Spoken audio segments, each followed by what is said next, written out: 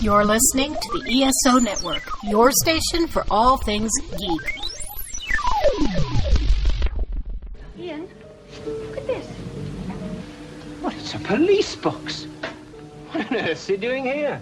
I mean, these things are usually on the street. I feel it. Feel it, you feel it? It's a faint vibration. It's alive. Earth Station Who, a fun mashup celebrating nearly 50 years of Doctor Who universe. Hold tight, you never know where the TARDIS is going next. Who are you? Yes, I'm glad you asked that again. Bit of adrenaline, dash of outrage, and a hint of panic knitted my brain back together. I know exactly who I am. I'm the Doctor. Sorting out fair play throughout the universe. Now please, get off this planet while you still have a choice. Hey everyone, welcome to another episode of Earth Station Who. And yes, folks, we are here to talk about, ready from this? We are going back to the Fifth Doctor era, and we are talking all about, that's right, we are talking about Warriors of the Deep. We talked about the Silurians a couple episodes back, and I thought, it'd be kind of cool to, talk about another Silurian story before, they came back in the new series. And Mike was like, Faber, we haven't done a Fifth Doctor story. And I said, you're just in luck, because it has the Sea Devils and the Silurians in it. And this is what we get. So I am blaming both of you for this. Oh, thanks, Mary. Thanks. Yes, we are here, and we are talking all about the Fifth Doctor story, Warriors of the Deep. And Mike and Mary are here. Hey, guys. Hey. Howdy.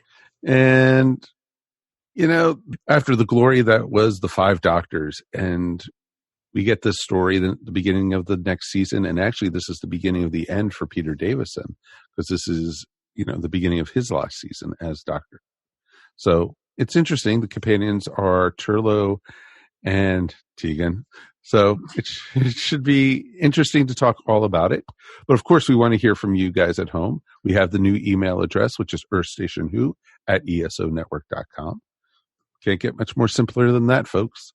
Definitely want to hear from you guys, and, please write us. And we do have a piece of email we'll talk about in a little bit, but let's go to Doctor Who news. And guess what, folks? There is no Doctor Who news. Who am we kidding? Mm-hmm.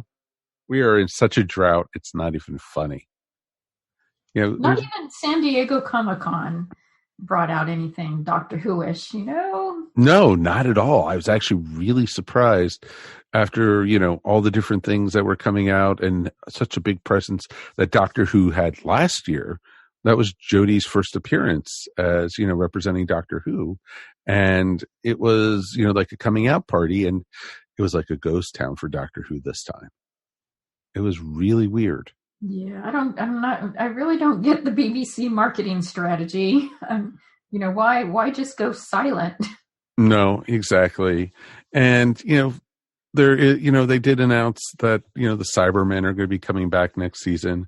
Yay. And, a couple other things, but we're not going to talk about it till we get further and closer to, real updates. And, we don't like, saying, oh, the whispers are this person's coming back, or this story's going to be about it. When I see it, from a true source, then we'll start talking about it. And we were hoping to get that at San Diego, even maybe a teaser trailer or an announcement of a holiday special or something. Nothing. And I do emphasize on nothing. Yeah, it's very strange. Didn't we get 3 new Doctor Who pops? 3 new Doctor Who pops. Yes, we did, but that was before San Diego. And I thought they were going to debut there. No, they didn't. They put out pictures, but they haven't announced release dates yet. Gotcha. Yeah, but for all of you out there, I know you're going to be probably disappointed. There's not a Graham Doctor, pop figure yet. There's no Graham pop figure. What? I know. I just heard a sudden, sense of urgency in the force. There is no Graham Doctor Who pop figure. Sorry. Because Graham's getting his own statue. Exactly. He's going to get one of those giant sized pops that you see now. Everyone else is going to be low, below him and everything. But then they'll probably forget about who the other companions are anyway. So it's all right. Are there other companions? Wait a minute. Oh, yeah, what are you talking about? That's a good point. So it is the Graham Show. They should just name it Graham.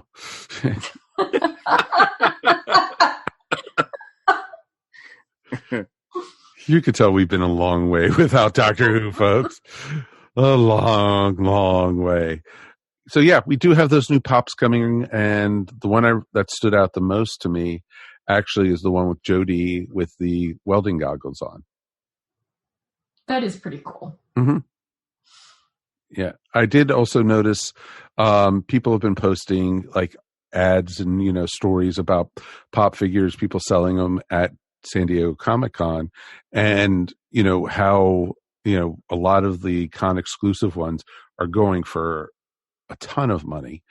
They showed a picture of the Jodie one that they released last year, which is slightly different than the one that they released to the general public later, which was just her in the suspenders and her usual outfit. But the one they had at San Diego was her in her jacket and such, and that one was going for over $200 to $250. Wow. And it's like, yep, too rich for my blood. Yep, I won't be getting that one. Nope. So you can, it's, I could go onto eBay now and see how much, and I'll just get nosebleeds. I just don't need that. It's, there's prices for pop figures and even stuff I won't pay. So it'll be interesting to see because, I'm curious to see what other pop figures that they're going to be coming out with. I would love to see some of the other older Doctors get pop figures finally. Yeah, well, they still haven't done all the Doctors, right? No, that's what I was saying. Yeah, they need to complete that set. Well, I think they've only done Tom, and they've done Tom in the first Doctor.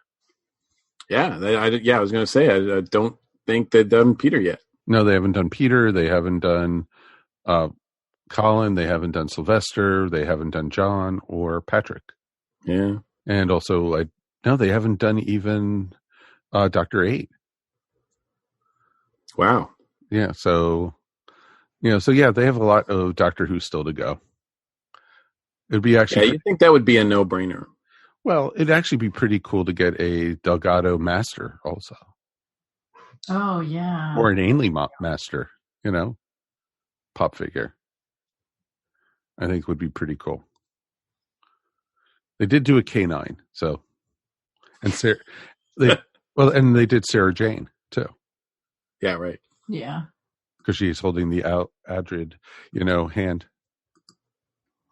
So, yeah, and they could do an empty box and say it's out. You could say it's Adric, after the explosion. Oh, wow! Too soon. No, actually, it's not. No. I bet the Leela one would be very popular. But, just saying. And, they could have 14 versions of the Romana one because each inner one. Just saying, folks. Just saying. And I know, everyone would just love to get the Perry and the... no, I won't even mention her name. I just, I would be keen to guess, or to know what their strategy is, because, obviously the new season, obviously you want to promote that. And, but of course, even though you mentioned the one that was really cool, of the new wave is, the Doctor with the, the welding glasses and all that. And the Dalek's pretty cool too. But then the messenger droid, what? Yeah, that was, what is going on with marketing? Who thought that would be a good idea? And yeah, just the fact that, they should sort of plan at least to give us a couple of Doctors every, maybe every year, right? So you can finally get them all. And because I mean, all of us want to complete a set. Oh, of course, I would Yeah, I love mean, to. I don't think they understand that Doctor Who fans are like the most completest people Oh yeah. ever. Well, I did just find out that, and it wasn't even announced. I just found out about it. They did a Pating from this last season of Doctor Who. That was that little creature that was eating the ship Yeah. as a San Diego exclusive. Did you know that? I didn't know that. But why? I know. Because Doctor Who fans are completists, as you like to say. Right now you can get it for $30 online. I'm not going to get it. Yeah, next year you'll be able to get it for 10. Exactly. So yeah, it's just interesting to see. But yeah, the messenger from Kablam. It was just like, that's just bizarre. I don't. I just scratch my head at some of the decisions that they make, Yeah. and I don't know if they if this is Funko, like say we want that, or if this is BBC going, this is what we're giving. Yeah, I mean, is BBC just saying this is all we're going to license? Yeah. Mm-hmm. And why are they choosing what they're choosing? It's yeah. Very odd. But I mean, I suppose you could say that for like a lot of the marketing decisions. I haven't really been paying close attention to the Doctor Who like releases as far as toys and all that goes. So I don't know what sells, what doesn't sell, what you can get, what's available. I don't even know if you can get all the Doctors in action figure form, or it's certainly like whether it's 5-inch or 12-inch or however big a lot of them are. So. I think they have completed those, like the 5-inch ones for the action figure ones. But, they're far and few between being able to find them, but they are out there. Well, I do remember, the last thing I remember really was that they had that set that they were selling. And this was, I think, during Matt's era. And then it was like just a box of all. At that point, I think it was 12 Doctors. Might have been 11 at that point, really. And then they, in that big case that folded, with a folded over thing. But I would have. So I know that they exist in some form. And oh yeah, William had the ones that looked like they could fit into like a Lego set. Oh yeah, those, right? Yeah, because he had the box of them that looked like the TARDIS, and you opened it, and it had all the Doctors stacked on top of each other. Oh yeah, I remember that. Now I do believe, speaking of Doctor Who and toys in San Diego, I do believe our good friend Kelly Yates was there promoting the toys that he helps design, right? No, yes. I didn't realize Kelly was there, but that's awesome. I'm glad Kelly was there. Kelly was definitely at San Diego this year. And because I know I think for the first time he took some of it, like his family. And he designs, what are they called? Are they Chiblis, or what are those things called? Like they're like Funko. Yeah, but they're not. Yeah. They're kind of, their heads are smaller, their bodies are like more in proportion. I know what you're talking about. I think that's made by Funko also. Yeah, I don't know that. Yeah, I don't know that. And I know he's done designs for all the Doctors of those. So I'm guessing that they're toys. And those are the ones where I think you get Kawais. That's what they are. Kawaii. And he's designed a bunch of those. And I think that they were available, like you could get them like in those boxes where you don't know what you're getting, like those surprise boxes or whatever, or bags, and then you just have to buy them, and enough of them until you get all of them. Mm-hmm. But I know he does more with Kawaii than just Doctor Who. He's done a series of My Hero Academia ones as well. And I know that the 13th Doctor has a TARDIS that she comes with as well. Oh, that's cool. It's a twin pack. But that was released like earlier this year. So I don't know. I don't know if there was a new one that he debuted at San Diego. I love Kelly, but his website doesn't like, and his web pages aren't like as quick to report like all the new stuff that he does that often. He needs a press person. Don't we all?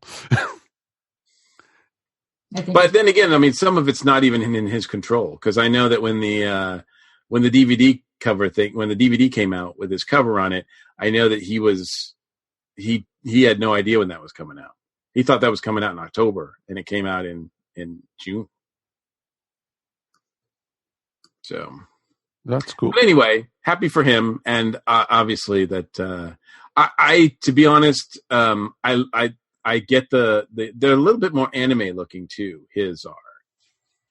They have the huge eyes, and unlike the Funkos with the black dots, like his actually have like his eyes actually have pupils. They look like anime eyes. They're huge, and they look like they look kind of sad. Because I always think anime eyes look kind of sad. But anyway, sorry. No, it's good. It lent into the conversation. Anyway, yeah, they're cool. I think they might have more articulation than Funko, because I think you can bend the arms or something. Well, that's cool. I've never really had one. I've seen them, but I haven't really played with one, or so I don't know really. Oh, Mikey needs to play with some toys. Okay, got it. That totally makes sense. It just seems strange that, I mean, here we are. There's no news. We have to talk about the toys because there's nothing else to talk about. Not that it's not fun to talk about the toys, but you would think if you had they don't seem to understand how it works in the marketing works in this century. Because if you have a long gap like this, well, that's a golden opportunity, which they created by themselves. But that's a golden opportunity to use social media. Why don't you release mini episodes? Why don't you do Instagram stories? There's all kinds of things you could do to keep it alive. Well, look at what CBS All Access is doing with Star Trek Discovery. And they are doing mini episodes between seasons. Yeah, I mean, why? It seems like that, film a little something while you're filming the season. It doesn't have to be a big thing. I get the impression that the BBC is, they kind of feel like, I don't want to say they take it for granted, but they're kind of like, look, it's Doctor Who. We don't really have to do a lot. Because people are going to, and I'm not saying they're right in thinking that, but I think that they are going to, I think I get that attitude from them. Like, oh, it's Doctor Who. They'll come back because the fans are there, and they'll just come back automatically for it. Or as we like to say, because Doctor Who. Yeah, the Doctor Who fans. It's almost shy of the Doctor Who fans will put up with whatever we give them because we have them on the hook. I can totally see that. Yeah, that's only the core fans. I mean, the more casual fan, or when you want to get new people coming in. Oh, no, I agree. And I think there's a real big confusion with the BBC on how to market Doctor Who, because they're not really sure it's a kid's show. Is it, what is it now? And there's questions on how to best market that kind of thing. Yeah, makes total sense. Show. I mean, it's not. I don't think it's that hard. I think you're right. I think they just kind of take it for granted, and it's too bad because I think they're really missing out on a golden opportunity in that.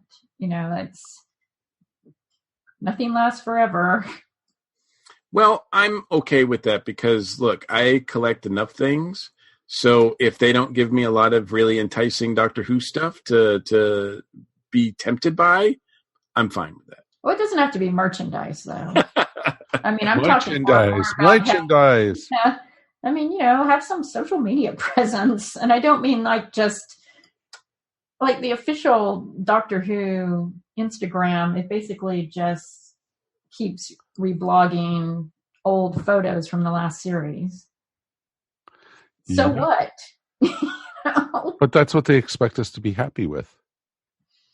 Yeah, that's the thing. Yeah, they did a thing the other day, like I think it was a couple of weeks ago, where they posted like a number 1, and then like this next day number 2, and I'm like, what are we counting down to or kind of up for? And it was just nothing. They were just like showing like different doctors each day for no apparent reason. Particular reason. I thought they were just showing us, hey, we know how to count. Yeah, it was kind of weird. It was like, oh, okay, way to kill a week or 2 weeks, really. Yeah, maybe here's because they really care about my advice. so here it is. Hire a 16-year-old. Sponsor them in your marketing department, and I bet they will do more to bring attention to the series than probably anybody else who's there right now. Wow. Because they know what they're doing. I'm not sure that the rest of the BBC marketing does, but I don't think they care what I have to say anyway. So yes, where's all the Graham merchandise? Yeah. I mean, talk about dropping the ball. Yeah, we could have Graham hand puppets, Graham oven mitts, Graham towels, Graham. What's wrong with them? Exactly. I'm just having nightmares now. Thanks, guys. We're just really trying to delay talking about Warriors. We are. We're doing pretty good so far. Yeah, I know. But guess what, kids? Time to jump in with both feet.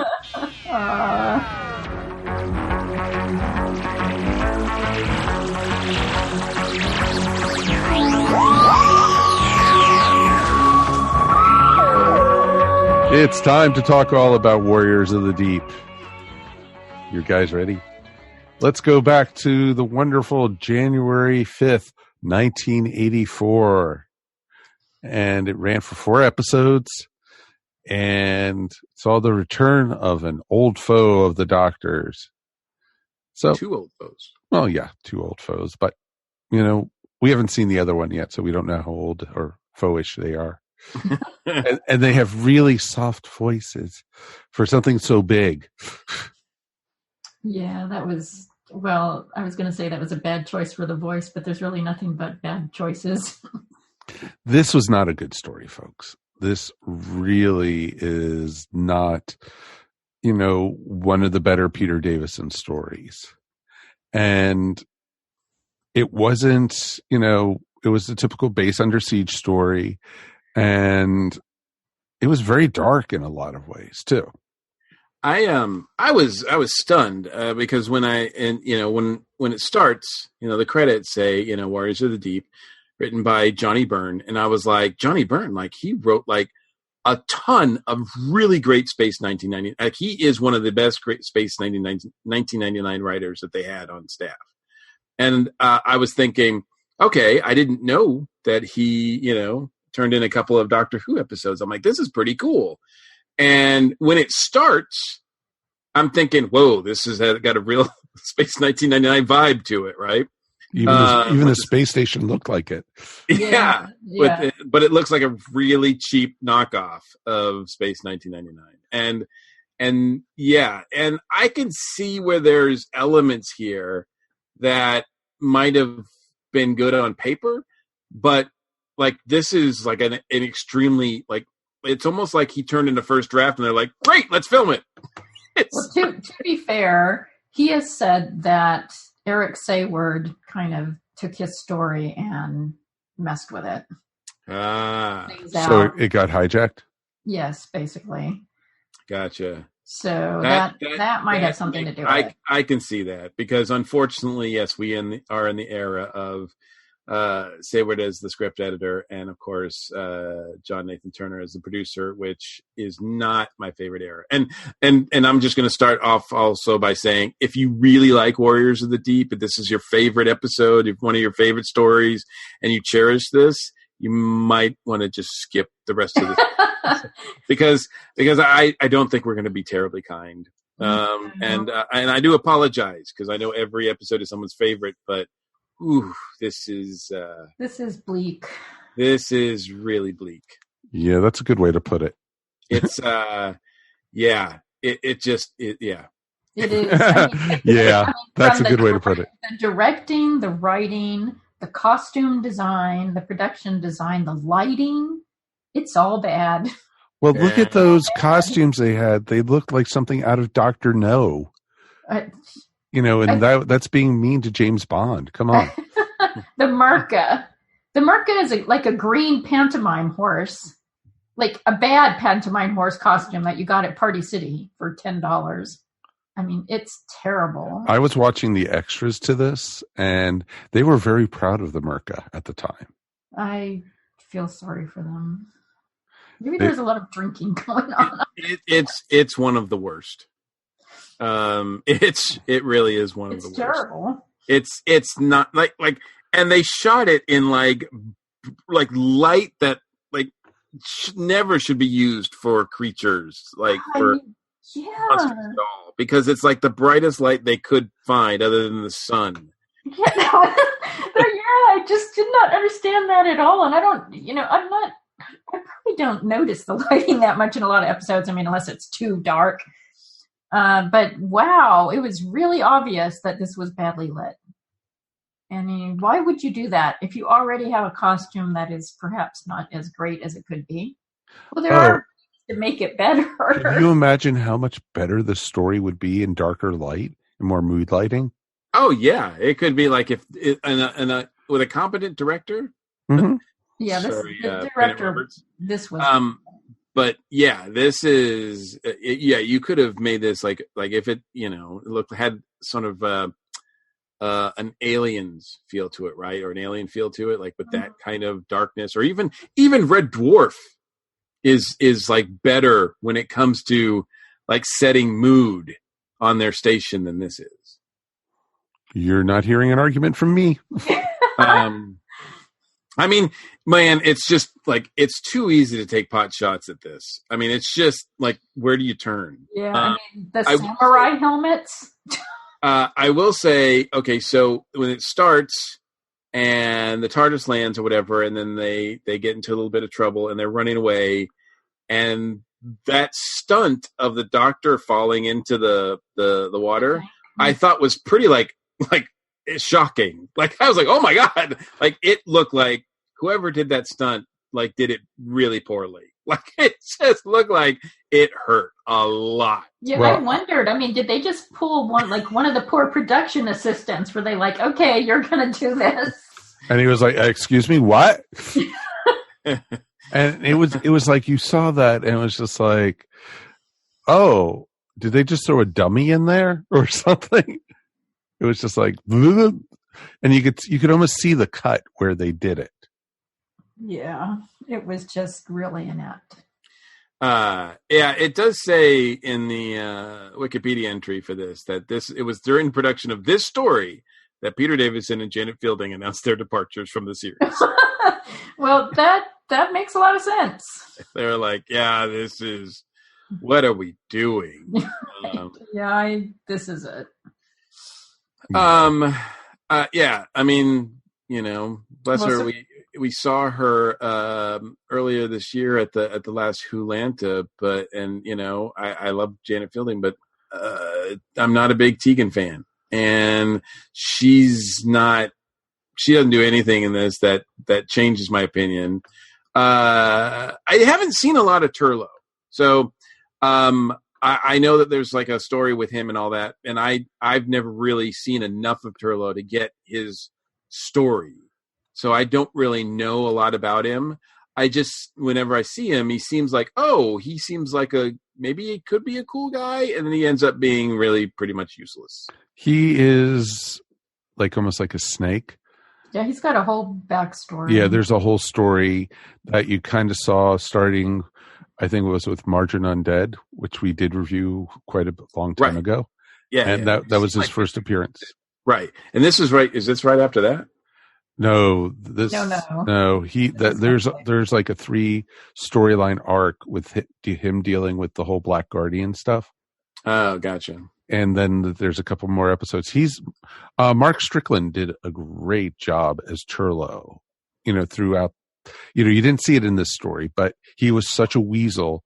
He was kind of like, you never knew where he really stood until the very end of his run.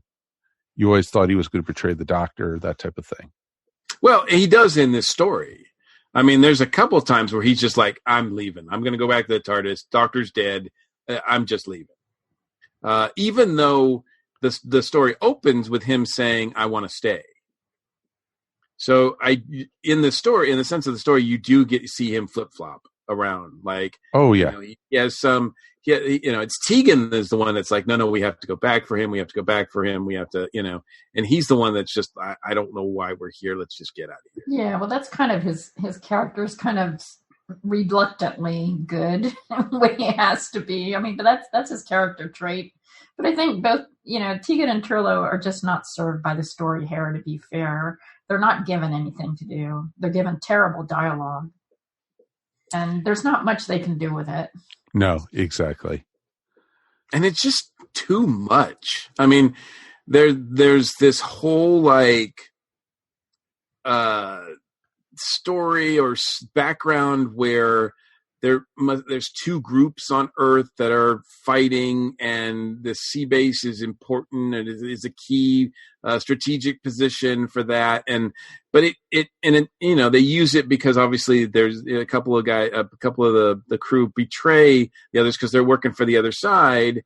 But it's too complicated with those 2 as well as the Silurians and Sea Devils getting together. It's kind of like, this is just too much. Like, it's just too much to keep track of. And in a great, storyteller's hands, it's a lot to keep track of. But in this, it just all falls apart. Yeah. I mean, none of the storylines are good. I mean, it just feels so chaotic, and it just kind of is frustrating because you're like, what is he doing again? Oh, okay. You got this guy who plugs into a computer for some reason, and it's just, yeah. See, that could have been interesting. And they could have actually made that really horrifying when he's co-opted and used against his nature, but that goes nowhere. No. And all it did was basically kill off that one character. Yeah. And you didn't even care at that point. I mean, because you don't care about any of the characters here. Mm-mm. No, I mean, and usually with Doctor Who, they do a pretty good job with casting, so that even if the characters are not as well developed, like the cast will sort of fill the gaps, right, and make them so that you're like, I actually care about that person because of the way. And it seemed like there were decent actors in this, certainly, but when Karina seems like an interesting kind of character and played very well, but when she dies, I just was like, I don't care. No, there wasn't any of them. Doctor, she's dead. And the Doctor's like, oh. It's like, you had in the 9th Doctor era, everybody lives. In this one, not so much.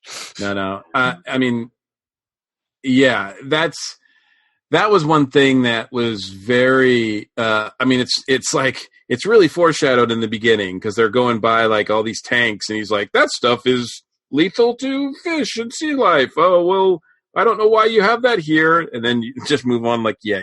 Yeah, none of us know why it's there because they never tell us why it's there. Right. It's only there because it's going to be used at the end. And then, despite the fact that the Silurians and Sea Devils are just flat out attacking the base and people are dying, the Doctor's like, I don't want to kill them. It's so funny because and Peter's doing his blessed heart by saying things like, they have they're a society full of all this like imagination and creativity and technology, and they're just a beautiful race. And yet you just see these guys in rubber suits, and you're like, yeah, I'm not seeing it. Not buying it. Exactly. Like, yeah, these guys, like you're gonna side with these rubber things over humans. It doesn't work. Well, not to mention that he knows they're planning genocide. Well, exactly. And they were gonna kill off the whole human race, and he was like gonna go, well, maybe I could talk to them about that. They seem kind of reasonable. And it's like, yeah, no. Yeah. Well, he kept acting like the Silurian was the one that he knew from the last story. That guy died, and the one that was in command was like a hard edge, like, I'm going to kill everybody. Mm-hmm. Exactly. It is interesting, though, that the way that story ended, because we just saw that one with the third Doctor. The Doctor's pissed because the humans, blow up the Silurian base. Mm-hmm. And so there is that kind of follow through with this Doctor, even though it's like 2 Doctors later, that he's pissed about that still.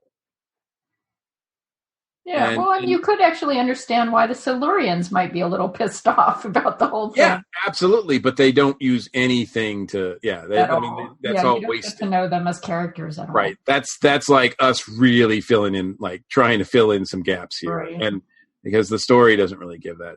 And also speaking of the cast, big waste of Ingrid Pitt. I mean, I'm as a Hammer horror fan, I'm a big fan of Ingrid Pitt a lot, and I'm like, she just was wasted in this. I was like, oh, good. Yeah, I felt bad for her. I just felt bad for her. I'm like, oh, Ingrid Pitt's in a Doctor Who episode? This should be pretty... Oh, no, she's in this one. Mm-hmm. No, and that's the thing.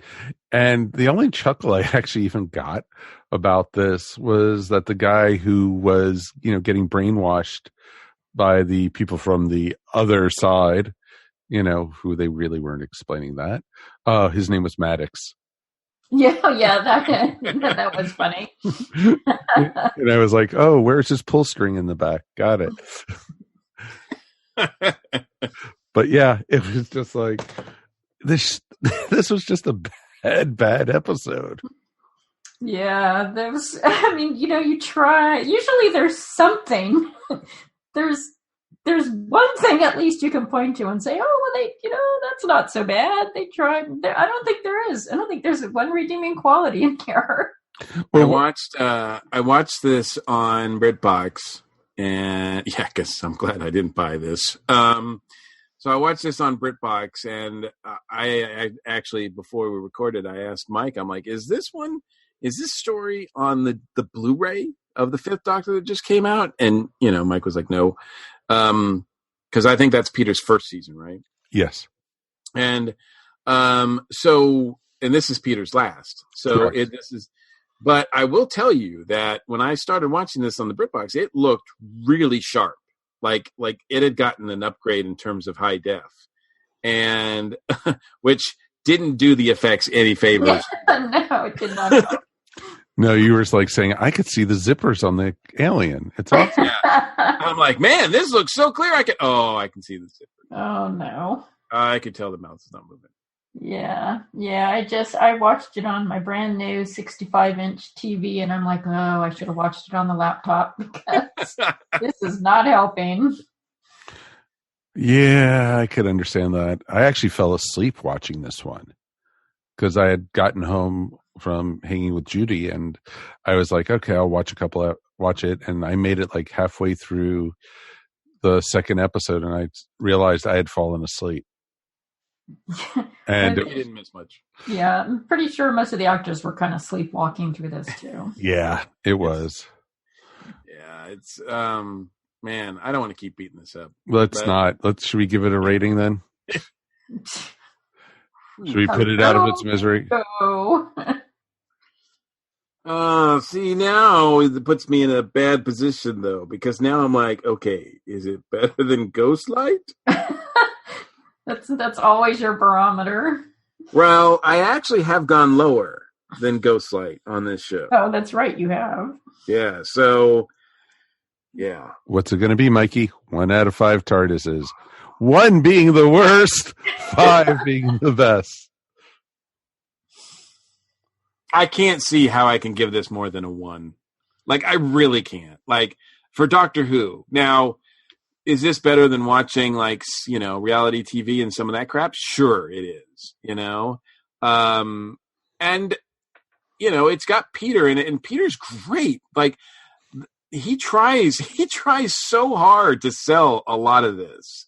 It's not his fault at all. He's just working with nothing, really. Nobody's given him anything, and he's struggling. He's drowning in this underwater base. So I'll give the 1 star for Peter, and that's pretty much it. Okay, Mary. Yeah, I think I'm going to sum it up this way. Have I ever seen worse television? Yes. Do I ever want to see this again? No. So, oh boy, I'm not sure I can give it a 1. I mean, that's reaching. You know, I think I'm going to give it a 0.75 because this is bad, folks. It's just every part of it is bad. There's not even. To be honest, I wasn't even that impressed with Peter, though I don't think that's entirely his fault. I think it's really just he had a terrible script to work from and a terrible director. Okay. I totally understand that. I always like to say I'm never going to give Doctor Who under a 3. But there's X. You know, this is one I think I have to. I probably will give this one, I want to say probably, I'm going to give it a 1.5. Ooh, I'm being generous because it's. What are you giving the 1.5 to? I'm giving that it ended. That's over. Wow. That it wasn't a 6-episode story. You know, it was a really great chance, truthfully, for them to do some great stuff by bringing back a true classic Doctor Who villain that deserved a great story and combining 2 of them, actually, you know, combining for the first time ever the Silurians and the Sea Devils. Yeah, there was no reason for that. Yeah. There was no reason for that in the story. No, there wasn't. Just wake our brothers, you know. Well, it was like, even if there was a reason, I couldn't understand the MFers. Like, I just couldn't, like, I'm like, do I need to put the subtitles on? Because I just don't understand what they're saying. Yeah, I put the subtitles on. I did too, actually. And it didn't help. Yeah, should have just really didn't help. It was like, yeah, all right, no, not that good. So what do you guys think at home? We want to hear what you guys think. This might be somebody's favorite episode out there. I'm so sorry if it is. So please write us at earthstationwho@esonetwork.com. We definitely would love to hear from you guys. All right, folks. Hopefully we're going to be going better next time. We are going. I don't think how we could go much worse. Oh boy, watch it. Well, we're going to look at Ghostlight. No. No, I know what we're doing next week, and it's way better than this. Yes, it is. It is. We are next time going to look at the 4th Doctor era. That's right. We're going back to Tom Baker, and we are looking at the brains of Morbius. Ooh. Yes. So you're going to actually see some of the. So much better. You're going to be actually able to see some of the Doctor's earlier regenerations in this. What do I mean? Well, quote unquote. Yes, I was going to say. What am I saying about that? You're just going to have to join us to find out. But until then, let's thank Mary for being here. Well, usually I say it was great to be here, but no, it really was great to be here. I just love hanging with you guys. You guys made it easier. You made it easier on the palate. So anything you want to promote? You can find my artwork at maryhogle.com or on Etsy at eVision Arts. Excellent. Excellent. And of course, Mr. Mike Gordon. Well, as we've said many times before, unfortunately, even if the episode or the story is not to our liking, it is always my pleasure to join you guys and discuss it. Well, it's always great talking to both you guys. Yeah, And same here. it makes bad Doctor Who really good to talk about. It makes it a lot more fun. Exactly. The fact that we're all suffering together. Exactly.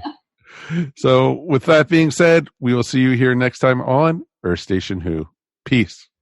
And we're done. Boom. Yay! We're done. Yeah. You have been listening to Earth Station Who, a bi-weekly pop culture podcast dedicated to all things Doctor Who, featuring talents from across the universe. All topics on the show are the sole opinions of the individual and are used for entertainment value alone. You subscribe to our podcast up on iTunes, Stitcher, or follow our blog at www.esopodcast.com.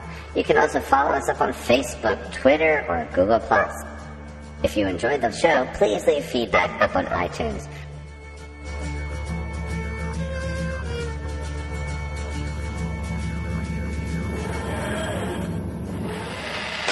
Hello, America! You like listening to knowledgeable people who are passionate about what they do? Wilbur does, don't you, Wilbur? But what about Daisy? She likes to listen to shows about pop culture, movies, television, and comic books. Good thing Wilbur and Daisy found the Nerd Bliss Podcast. You, too, can find the Nerd Bliss Podcast at nerdblisspodcast.com and on the ESO Network. Just remember, Nerd Bliss is one word. This has been a broadcast of the ESO Network. Be part of the crew and help support our shows by donating to our ESO Patreon or by shopping through Amazon.com or the TeePublic store, which can all be found at www.esonetwork.com. The ESO Network, your station for all things geek.